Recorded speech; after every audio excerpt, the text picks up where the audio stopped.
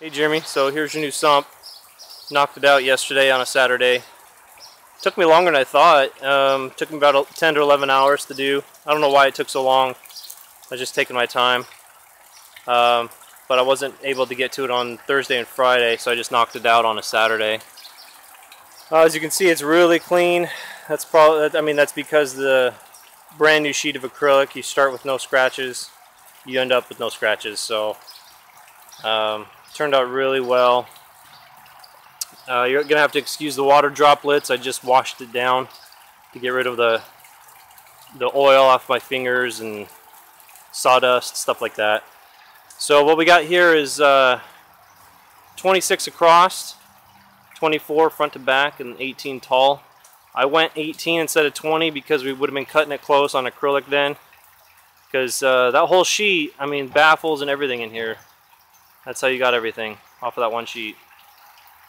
So what we got here is your drain back here. Oh, and I built this exactly like the sheet that you gave me. So it's exactly how you wanted. Back here we got the single drain in this completely closed off area right here. So that will fill up and it spills over into the filter sock here, which is flush.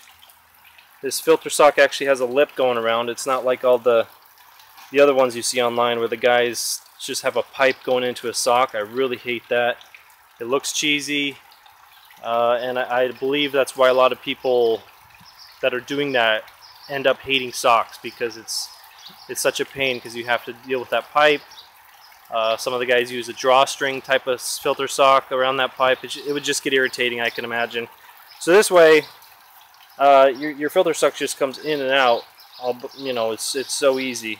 And it sits on this lip, so it flushes into here.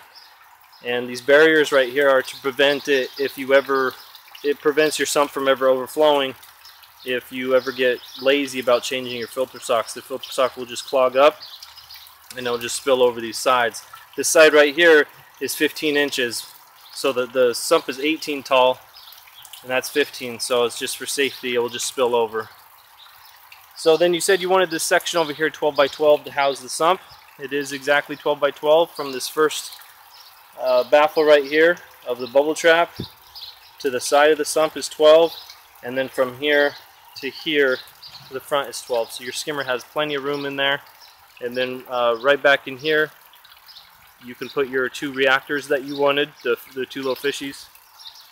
And then the water will travel over the bubble trap. And now this section, you're probably going to be thinking, looking at this sump, that it looks kind of small. According to the picture that you gave me, because in the picture you gave me, you had a section with live rock, and it was a large section. But what you didn't account for was bubble traps. The gaps need to be an inch and a half in between, and it's 26 inches long, and you started the bubble trap much less than that, when really, since the skimmer is 12 by 12 over here, that's basically half the sump.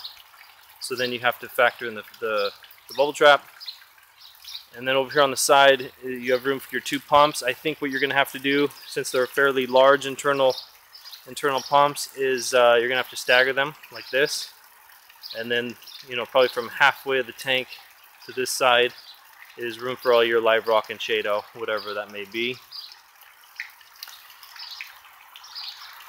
So, you know, I don't think you need that larger room for shado and live rock. You know, this is just to house all your equipment. So I think it's gonna be perfect for you, actually.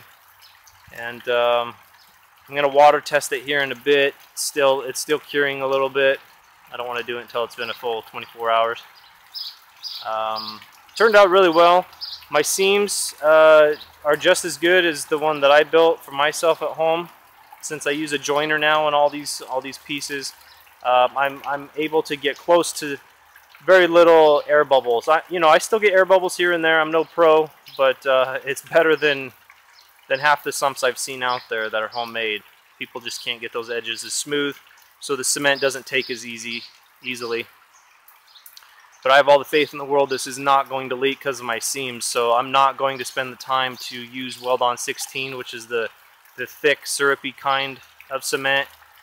People use it to fill in gaps. I don't have any gaps in here. Everything was cut perfect and lined up. So I'll give you a quick run around here again. You know, it's going to look good with your cube display tank. Now you got a cube sump, so it's looking pretty cool.